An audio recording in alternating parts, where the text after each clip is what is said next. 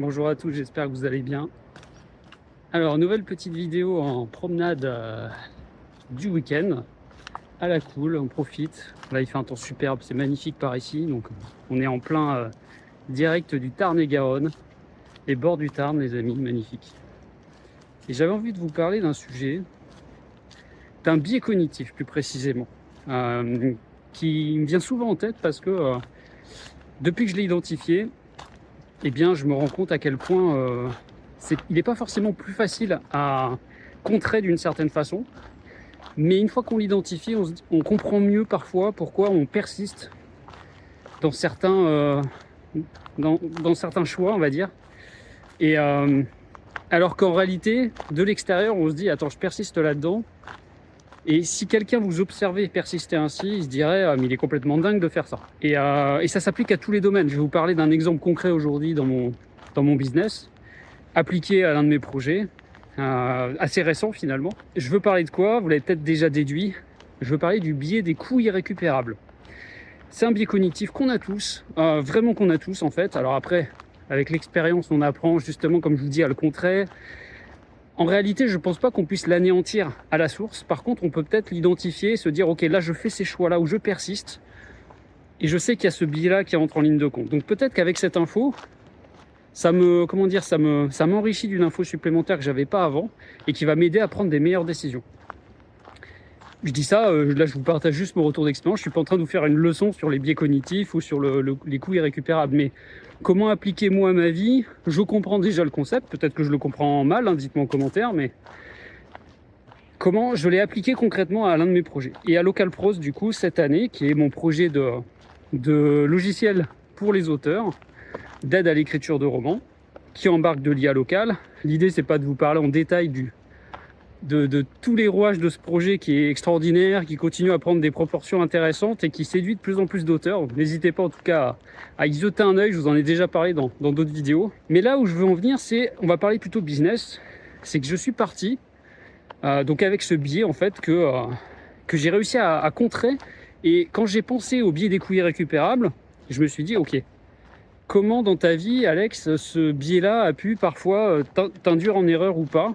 Et là, je me suis dit, ok, avec Localprose cette année, donc le lancement de ma SASU en début 2026, lancement du projet Localprose dans la foulée, qui déjà était en phase bêta en fin d'année 2025, et modèle économique de ce projet. Et c'est là où je vais vous en parler. Les coûts irrécupérables, donc, je vous l'ai dit, c'est je fais un choix. Je prends une décision, en tant que chef d'entreprise, bon, je vais ramener ça à cette expérience-là, mais encore une fois, ça peut s'appliquer à tous les domaines de votre vie. Et j'y passe du temps. Soit du temps, soit de l'argent, soit une combinaison des deux, hein, c'est pas forcément exclusif. Et donc je m'investis émotionnellement, physiquement, au niveau de mes ressources, etc. À un tel point, alors, il n'y a pas de critère absolu, ça peut être quelques heures déjà, ça peut suffire à créer ce biais-là après en vous. Mais ça peut être, en général, c'est souvent, là je vous parle de choses qui mettent parfois plusieurs semaines, mois, voire années à s'installer. Et donc, c'est quoi le biais des coûts irrécupérables? C'est les coûts, justement, comme son nom l'indique, que vous ne pensez pas pouvoir récupérer. Donc, vous persistez dans un choix initial. Or, le contexte a changé. Vous parlez de Localprose, donc du modèle économique, je vous parle de l'abonnement. Voilà, j'étais parti sur un outil avec un abonnement, mais pour un outil conçu sur du local. Vous voyez arriver un peu la contradiction. Mais au départ, moi, le modèle de l'abonnement, je le connaissais plutôt pas mal, en tant qu'utilisateur aussi. En tant qu'entrepreneur qui lançait son premier projet, je me suis dit comment je peux générer du revenu régulier, le fameux MRR hein, dont tout le monde parle avec les SaaS, etc. Et donc j'étais parti sans trop questionner le pourquoi du comment de ce modèle. Voilà, donc je lance l'abonnement. Et puis, j'ai des utilisateurs qui ne comprennent pas forcément, à juste titre d'ailleurs, mais qui me font des retours. Et je me dis, non, mais c'est pas grave. Ok, vous n'aimez pas, vous comprenez pas. Je le dis pas publiquement, mais je le pense, bien sûr. Vous allez comprendre pourquoi je raisonne comme ça. Et je me dis, ok, non, mais tu as fait un bon choix, Alex, continue. De toute façon, toute ta stack technique a été structurée autour de ce modèle de l'abonnement. Donc, j'ai mis en place côté serveur, côté logiciel et tout, toute une logique pour gérer l'abonnement, les différents niveaux, les différents statuts. Ok, je suis un compte gratuit, je passe abonné, je m'abonne. J'ai fait 2 niveaux. J'avais fait un abonnement mensuel et un abonnement annuel. Et puis, comment gérer de l'un à l'autre, les résiliations et tout. Bref, techniquement, ça m'a créé des coûts. D'un point de vue temps passé, d'un point de vue développement, donc. Et puis, oui, coût physique, émotionnel, enfin, on s'engage dans le truc, on se dit c'est ça le modèle local pros, quoi. J'étais parti là-dedans. Et en fait, je l'avais associé au reste du projet. Pour moi, c'était pas du tout. Il ne venait même pas l'idée de remettre ça en question, ça faisait partie des fondamentaux. Or, de l'extérieur, un logiciel avec des fonctions uniquement locales qui ne fonctionnent pas du tout comme un SaaS, etc. Quid de la pertinence de l'abonnement? Enfin, c'est vraiment une question qu'on aurait pu se poser au départ, que je ne m'étais pas du tout posée. J'étais parti voilà, avec mes œillères là-dedans, parce que c'était probablement le seul terrain que je connaissais. Et donc, j'envisageais même pas d'essayer de changer une orientation en la matière. Ce qui s'est passé, c'est qu'à un moment donné, je me suis dit, ok, je vois déjà c'est grâce aux utilisateurs, aux auteurs qui ont testé le logiciel et qui m'ont fait beaucoup de retours en la matière, ça m'a mis un peu la puce à l'oreille. Et puis, au fond de moi, je sentais une contradiction. Et en fait, c'était ça. Hein. Mais je me disais, attends, ça va pas quand même, Alex. Tu fais un logiciel local et tu fais payer un abonnement. Donc, tu crées une sorte de dépendance. Alors, la promesse de Local Pro, c'est justement de garantir déjà la confidentialité des données de l'auteur, etc. Ça, c'est la promesse fondamentale du local. Mais du coup, tu essaies de détacher d'une sorte de dépendance à l'usage d'un outil pour les auteurs. Tu en vantes les atouts, les bienfaits, et honnêtement, c'est toujours sur cette ligne aujourd'hui, et ça me fait plaisir de proposer ce genre d'outils à la communauté. Mais pourquoi un abonnement, quoi? C'est quoi le délire? Il y a un truc qui va pas. Mais je me sentais un peu coincé au fond, sans me l'avouer. En fait, je pouvais pas me l'avouer. Et c'est là où le biais rentrait en ligne de compte. C'est comme j'avais passé beaucoup de temps, vous l'avez compris, à implémenter tout ça, et que je comptais pas y revenir, parce que ça m'avait coûté de l'énergie, de l'effort psychologiquement. Voilà, c'était compliqué. Enfin, c'est un vrai travail, quoi. Et en parallèle, il y a le lancement de ma SASU, donc je me dis, voilà, nouvelle structure et tout, j'ai envie d'essayer de construire quelque chose, et si je reste trop longtemps sur les fondamentaux en me disant, en plus Alex, t'es mal parti, t'as fait n'importe quoi au départ, bon ben rip quoi, c'est fini le projet. En tout cas, impossible pour moi de penser à ça pour ces raisons-là. Et donc j'ai switché. Je me suis dit, ok, c'est bon, j'ai compris. Et ça s'est joué en quelques jours en fait. Je pense qu'il y a quelques années, j'aurais été incapable de le faire. Et là, je me suis dit, ok, t'es mal parti, donc tout ce que je viens de vous dire, mais ok, bon, on change tout.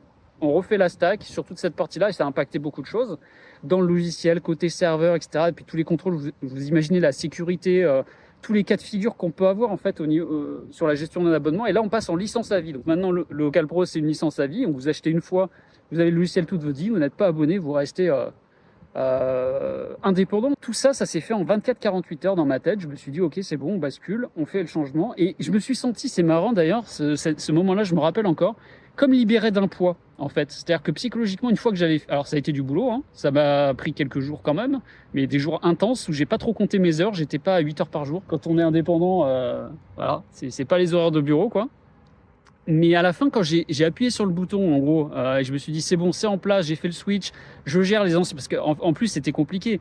On était à une période où il y avait encore des abonnés mensuels qui continuaient de payer tous les mois. Hein. J'en avais quand même déjà quelques-uns.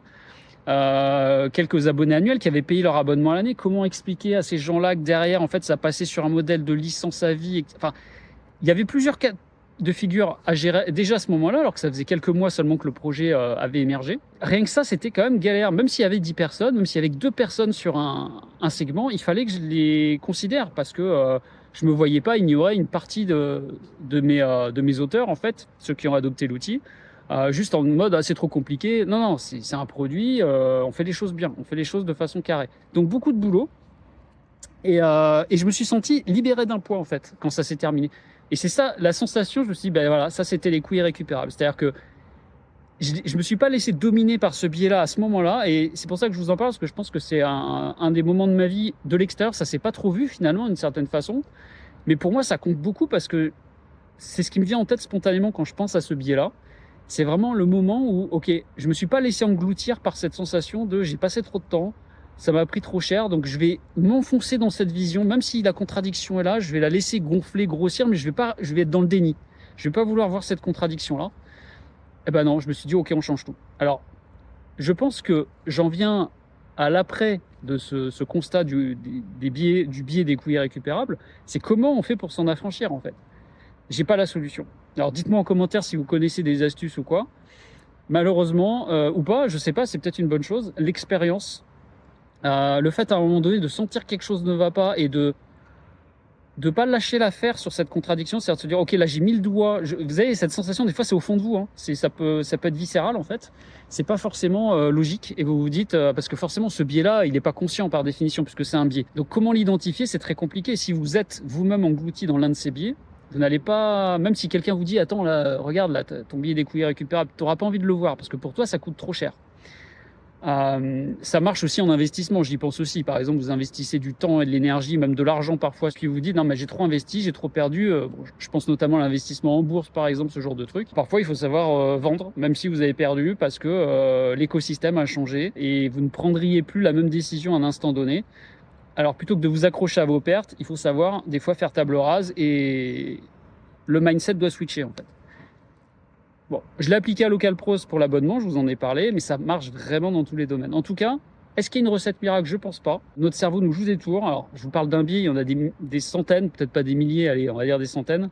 On est fait de billets de partout, les amis. On se leurre en permanence. On est dans le déni tout le temps. On veut toujours le biais de confirmation intéressant aussi, hein. C'est toujours aller chercher ce qui va dans le sens de ce qu'on a fait justement. Donc ça marche assez bien avec le biais justement des couilles irrécupérables. Vous avez passé trop de temps et trop d'énergie, impossible de remettre en question un choix. Et du coup, vous allez chercher dans votre écosystème, dans l'information qui gravite autour de vous, uniquement, vous sélectionnez, vous préfiltrez en fait tout ce qui va valider ce que vous savez déjà, ce que vous pensez être sûr, ce qui va dans le sens de votre choix en fait, ce qui va dans le sens de vous donner raison. Et c'est horrible parce que ces deux biais-là se renforcent mutuellement. Donc vous restez dans des mauvais choix. Et en plus de ça, vous ne regardez plus vraiment le monde tel qu'il vous apparaît ou que vous pourriez le percevoir de façon neutre. Vous le regardez uniquement à travers vos biais. Ah ok, ça va dans le sens de ce que j'ai fait comme choix. Du coup, ça renforce votre biais initial des couilles récupérables. Ah ben j'ai bien fait d'avoir choisi ça. Oui, sauf qu'en fait, tu peux pas savoir puisqu'en fait, la chose qui te fait valider que tu as bien fait d'avoir fait ce choix-là, c'est un filtre biaisé également qui, de toute façon, fait en sorte que tu ne vas voir que ce qui te donne raison en fait. En fait, tu te pièges et tu rentres dans une boucle infernale et puis il reste le déni autour pour dire bah non mais de toute façon le reste n'existe pas, voilà. Et notre cerveau est ainsi fait, qui cherche comme ça sans arrêt à se rassurer, à essayer de se convaincre qu'il a raison. Et spoil, personne n'a raison. Je ne vais pas vous donner de recette miracle, hein. Je ne suis pas un gourou, je ne vais pas vous expliquer ah il y a un truc parfait, etc. Ça n'existe pas. Mais je pense que l'état d'esprit, le fait de se dire, peu importe le sujet, peu importe le biais que j'identifie, peu importe le schéma dans lequel je suis rentré, je sens qu'il y a quelque chose qui ne va pas. Quand vous sentez qu'il y a un truc qui ne va pas, moi c'est ça que je retiens en tout cas de cette expérience-là. J'essaie de ne pas regarder à côté. Et j'essaie de me dire, ok, là, ce truc-là, fais pas forcément une fixette dessus parce que c'est peut-être pas prêt à sortir à ce moment-là. T'es peut-être pas prêt à regarder vraiment dans les tripes ce qui se passe. Mais ne l'ignore pas, n'en fais pas un truc en mode non c'est rien, je veux pas le voir, etc. C'est probablement là que se situe quelque chose d'extrêmement important qui peut changer beaucoup de choses dans ta vie. Bon, voilà. C'était Coach Poulet, à vous les studios.